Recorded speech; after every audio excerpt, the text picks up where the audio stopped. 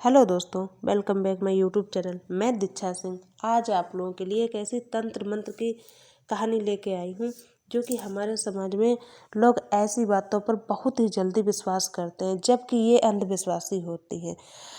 मेरा ना किसी धर्म जात विशेष की भावनाओं को ठेस पहुँचाना है। ये घटना बताने का उद्देश्य हमारा सिर्फ सच्चाई से रूबरू कराना है। ये तंत्र मंत्र का खेल में सुजाता और शैलेश की स्टोरी है, जो कि बाबा के जाल से कैसे निकल पाते हैं। चलिए देखते हैं स्टोरी क्या है। यह क्या है शैलेश? तुम्हें मना किया था कि अगली बार लेट होने पर क्लास में एंट्री नहीं मिलेगी। प्रोफेसर महेंद्र सिंह गुस्से से चीख उठे। सॉरी सर, आज आखिरी दिन था मजार में हाजिरी लगाने का। आज 40 दिन पूरे हो गए। कल से मैं समय से पहले ही हाजिरी दर्ज करा लूँगा। यह क्या मजार का चक्कर लगाते रहते हो? इतना पढ़ने लिखने के बाद भी अंधविश्वासी बने हो? प्रोफेसर ने व्यंग किया। सर ऐसा ना कहिए, एक छात्र बोल उठा। सर आपको रेलवे स्टेशन पर बनी मजार की ताकत का अंदाज़ा नहीं है। दूसरे छात्र ने हाँ में हाँ ही मिलाई। सर आपने देखा कि मजार 2 प्लेटफार्म के बीच में बनी है। तीसरे, चौथे और 5वें प्लेटफार्म जगह छोड़कर बनाए गए हैं। एक कोने से आवाज़ आई। सर अंग्रेज़ों के ज़माने के ही इस मजार का बहुत नाम है।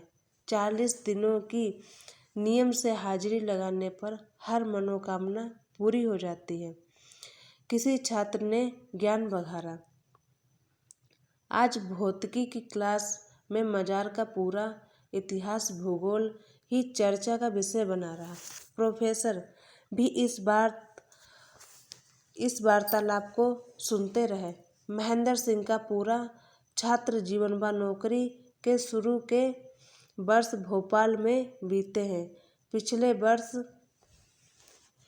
उन्हें इस छोटे से जिले से प्रोफेसर का ऑफर आया तो वे अपनी पत्नी को लेकर इस कस्बे नुमा जिले पसरिया में चले आए, जहां सुविधा व स्वास्थ्य के मूलभूत साधन भी उपलब्ध नहीं हैं।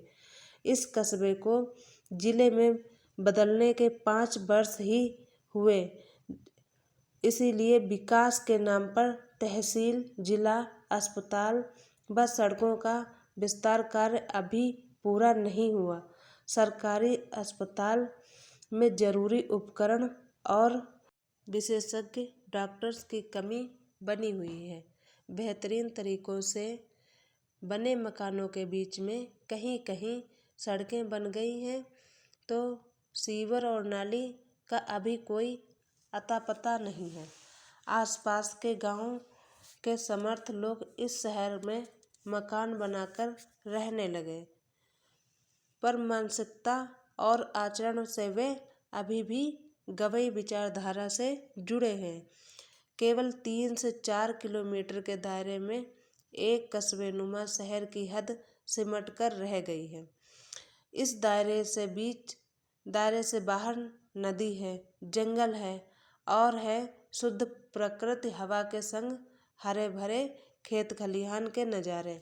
जो भी बैंक, तहसील व दूसरे विभाग से ट्रांसफ़र होकर दूर दराज से यहाँ आते हैं, वे अच्छे बाजार, संचार साधनों की असुविधा, यातायात के साधनों की कमी से उकता और जल्दी ही इस जगह से भाग जाना चाहते हैं।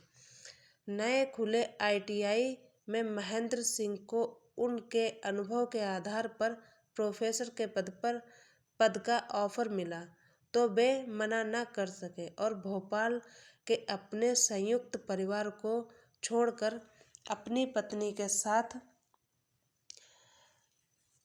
साथ लिए चले आए। पत्नी सुजाता बेहद आधुनिक व उच्च शिक्षित है, इसीलिए कभी कभार वह भी कॉलेज में गेस्ट फैकल्टी 1 क्लास लेने आती। सुजाता जब भी क्लास में आती, छात्रों की वंशें खिल जाती।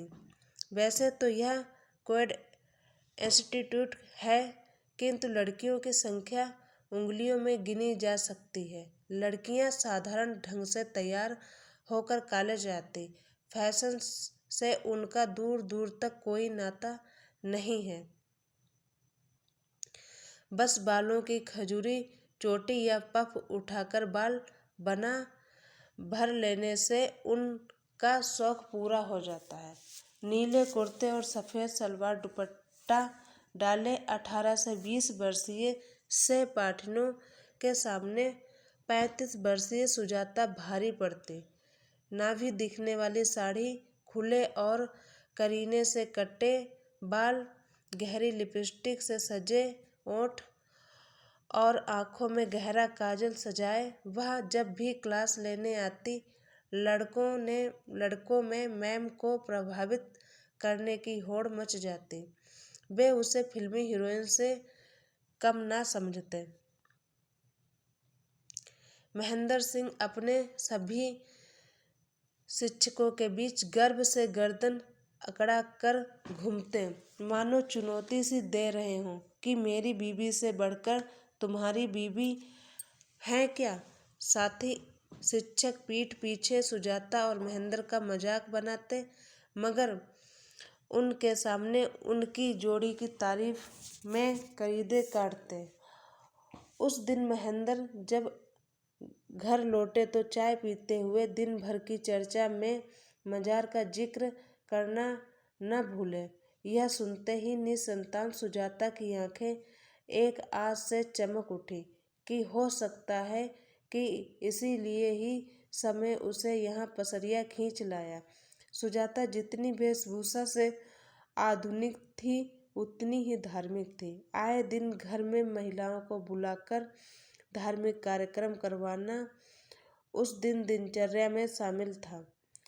इसी वजह से वह अपने मोहल्ले वालों में लोकप्रिय हो गई थी। ये थी एक एपिसोड। इसका दूसरा एपिसोड है वो हम आपके लिए कल लाएंगे। अगर आपको हमारी कहानी अच्छी लगी है तो प्लीज़ हमारे चैनल को सब्सक्राइब करें, लाइक करें, शेयर करें, कमेंट करें। Thank you.